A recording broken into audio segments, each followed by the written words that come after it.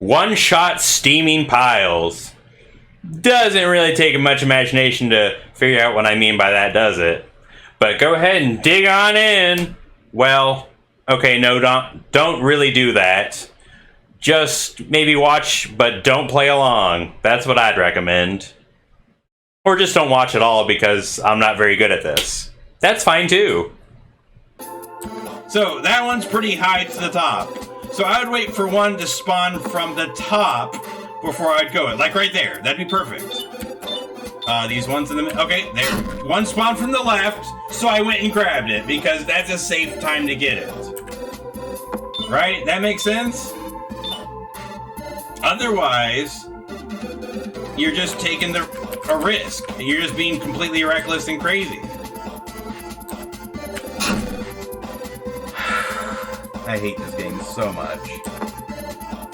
Wow, that activated immediately because it spawned right where my mouse cursor was. And I don't know this definitively, but it seems like you only get one blue thing for the entire attempt. And if you use it early, then it's probably to your disadvantage. Well, it doesn't really matter, honestly. Because, again, this is something I'm only assuming.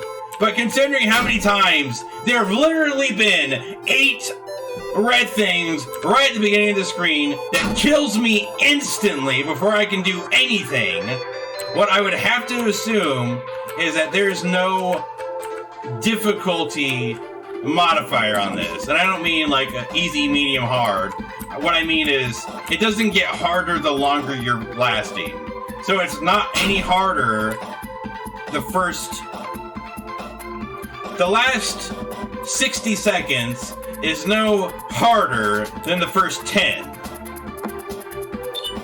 And in my humble opinion, the way I look at arcade games of this nature, that's such a stupid design choice. Because what you look for out of a game like this, again, personal opinion, is... oh, pardon. Mounting tension. Because, one, you want that difficulty curve. You want to load up the game, get a sense for how it plays, you know, that opportunity to just relax into... gosh darn it. Relax into... no, that was my fault. Relax into it, you know, get a feel for how the controls are, what your objectives are. That was, again, my fault. Strategies that you might employ. Finer details about, gosh darn it, about how the game works. And when you don't have a difficulty curve, then you just stop freaking around on the left side. Seriously. Then it's all completely trial and error. Son of a gun! Let me talk! I'm gonna do this one more time, and if I have to leave it on this screen the rest of the freaking time, I will. Thank you for making that obvious. I'm mad. I am mad at this game. But my point is simply when it's completely random, when you can die in 1 second of time, because, gee, the game makers didn't bother ensuring that when you first load up the game, the literal very first time that you will survive. That was my introduction to this game. And gee, I don't know, I think it might have soured me to the experience just a little bit. But what I'm getting at is that hot button really pisses me off issue aside, when it's all completely trial and error, it's hard to build up the suspense as much.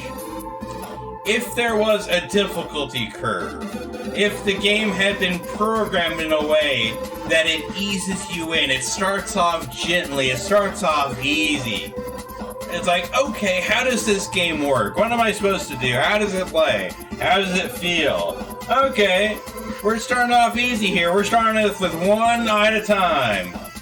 Yeah, okay, here's how it works. Just give me 5 seconds of that. You know, just one on the right side, one on the left side. And then, you know, it doesn't have to be a long thing. It doesn't need to do 30 seconds of hold your hand baby difficulty. But just give me some breathing room. And you just progressively get harder and harder and harder. The reason that's more engaging, again, personal opinion, is that you learn the game better. It's not even technically a matter of a difficulty curve that's at work here, I think. That's part of it, but it's... I don't know how to explain it. It's just kind of a gamer sense thing. It's kind of a sensation. You just understand it. Because if I play any other game where it's all completely random, I will be... You know, again, there's that... It takes time to get a gamer skill for any game. No matter how much experience you've had with something else, it takes a moment to adapt and translate and transfer those previous skills. But as soon as you start getting that sense with this game, I'm as good as I'll ever be within a short time of period of this game as I will be if I played it for hours and hours. Because it's all completely random. But if it was a game with a curve, where things progressively got harder, there'd be a lot more variability to that. Because there'd be times where it's like, okay, I've got this first section nailed down pat. It's clean, it's smooth, no problems. And then that middle spike where it starts getting a little bit more tricky, it's like, that takes a while to start getting a feel for. It's like, okay, we got 3 on the left, we got 3 on the right, we're going back and forth here. It's getting a little bit faster. You know, there's just so much of a better flow when it progresses. When there's a more stable system at play. And that's less stable. That's dynamic. What do I mean? It's consistent. How does that make sense? What I'm saying doesn't make sense because I didn't think this out in advance. But I guess what I mean is, again, with the difficulty curve, that's a fixed system of difficulty curve. You know, what's a good example? I've played so many of these kinds of arcade games before. I think a good example is like an Asteroid-style game. So that's an Atari game, where it first came up. And if that came up on one of those computer console games, whatever, that's not my point. If that game started you off surrounded by asteroids just all over the place, barely any breathing room, just slam down your throat the entire time, you would just have to develop all of that skill to survive, and then from there, it would just be a matter of how long can I keep this up? How high of a score can I get? How long can I stand to put up with this crap? But if you start off with a few asteroids here and there, and it's like, okay, I can survive the first 30 seconds, no problem, that's easy. The next 30 to 60 seconds when X more asteroids start to show up, you know what, I can handle that now. It took me a while, but I got it.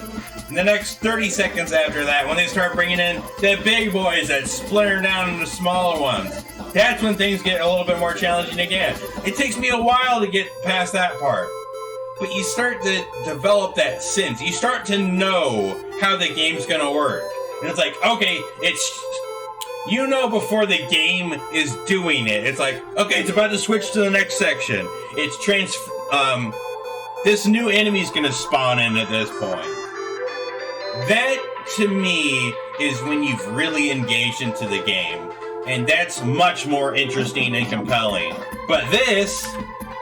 Gee, right at the very beginning. I was lucky enough not to die instantly.